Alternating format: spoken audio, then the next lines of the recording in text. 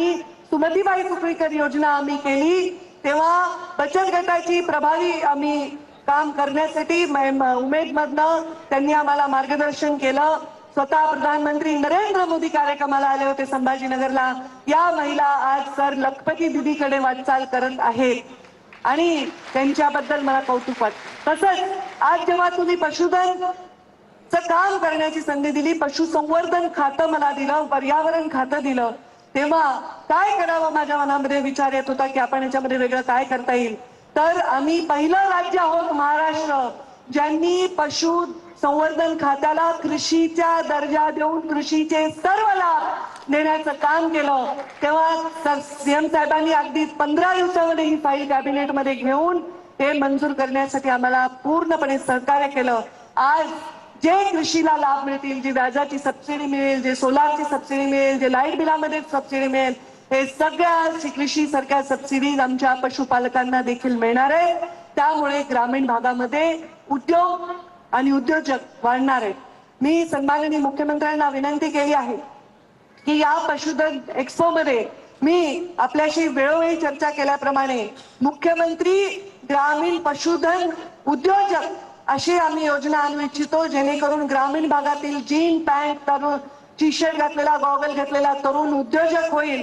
पुन्हा समोर शहरात जाऊन कुठे ड्रायव्हरची नोकरी करतो, कुठे क्लर्कची नोकरी करतो म्हणून हात पसरण्यापेक्षा तो तरुण स्वतः 4 लोकांना नोकऱ्या देऊ शकेल अशा प्रकारची उद्योजकाची स्कीम आपण आणली पाहिजे। पशुधन खातं माझ्याकडे आहे।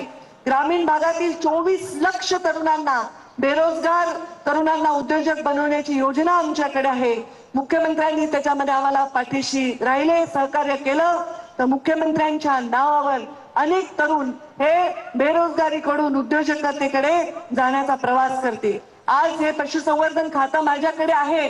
या खात्याचा मी आढावा घेतला, जीडीपी मध्ये 4% इतका वाटा या खात्याचा आहे, म्हणजे राज्याच्या सकल उत्पन्नामधला जवळपास 2.8% जो 25% होतो एवढा वाटा हा आमच्या पशुसंवर्धन खात्याच्या माध्यमातून होतो। देशामध्ये दूध उत्पादनामध्ये आपल्या राज्याचा 5वा क्रमांक आहे मुख्यमंत्री सर। आपल्या अंडी उत्पादनामध्ये आपला 7वा आणि मांस उत्पादनामध्ये 3रा क्रमांक आहे।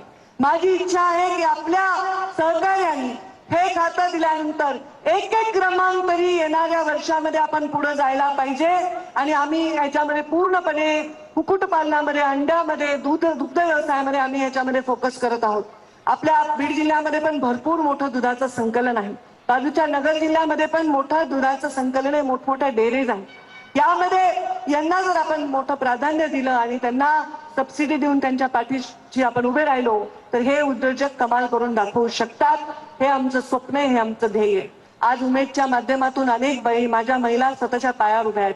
0% व्याजदराने कर्ज मिळाल्यामुळे स्वतःचा व्यवसाय करतायत, मार्केटिंगचं समर्थन त्यांना मिळतंय, शासन त्यांच्या पाठीशी उभं आहे। मी आताच कलेक्टरांबरोबर मी पूर्ण काल बचत गटाचा पूर्ण प्रत्येक स्टॉलला भेट दिली।